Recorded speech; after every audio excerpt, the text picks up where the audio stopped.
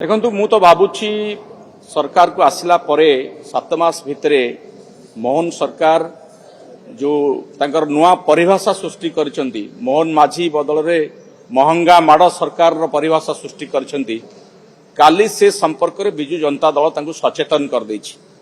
माननीय पूर्वतन मुख्यमंत्री नवीन पट्टनायक स्पष्ट भाषा रे तांको जणाई देइछंती चेतावनी देइछंती जे सरकार एमती चले नाही। साधारण लोकंकर तेल लुणर संसार को जदि आपण छारखार करदेवाक आछंती याकू सुशासन कहा जाए ना, ये कुशासन। ए संपर्क रे काली नवीन बाबूंकर गोटे डाकरा रे ओडिशार कोण अनुकोण हजार हजार लोक छुट्टी आसिले एवं आपण माने देखिले किभली भाबरे उत्साह थिला, किभली भाबरे सरकारक प्रति आक्रोश थिला। ये वार्ता दउची ये सरकारंकर शासन ठीक भाबरे चली नाही, सरकारंकु लोकंकर समस्या दिशु नाही। निजर स्वार्थ हासिल करबा पई कतिपय मंत्री नेतांकर स्वार्थ पई कि सरकार काम करूची, साधारण लोकक स्वार्थ पई काम करू नाही। नले दरदाम वृद्धि रोकिया पई माने तिळे हेले पदक्षेप नबा दूर थाउ याकू ताच्छल्य करूछंती।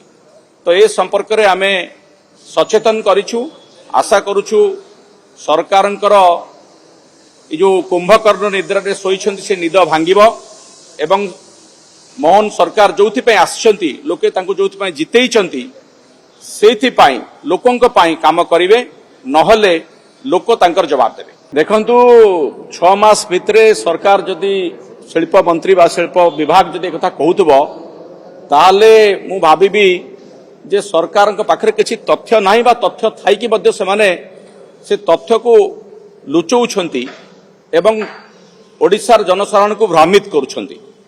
शिल्प क्षेत्र रे गत 24 वर्ष भितरे ओडिशा रे कोन हेछि न हेछि मोर सांबादिक भाई माने ओडिशार गणमाध्यम भल करी जानिछि। मंत्री को पाखरे जदि डाटा नाही आपण माने ताकू तथ्य दियंतु।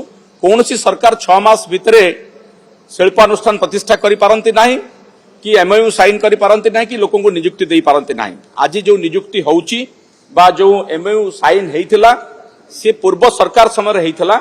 एमाने केवल मोहर मारुचंती आ निजर ना नवा पई चेष्टा करूचंती।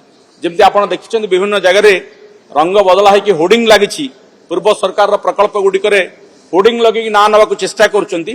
शिल्प क्षेत्र रे मध्ये से सेई भली करिया को चेष्टा करूचंती, कि ओडिशार जनसाधारण सचेतन अछंती, से माने जानिचंती पूर्व सरकार कोन करथिले।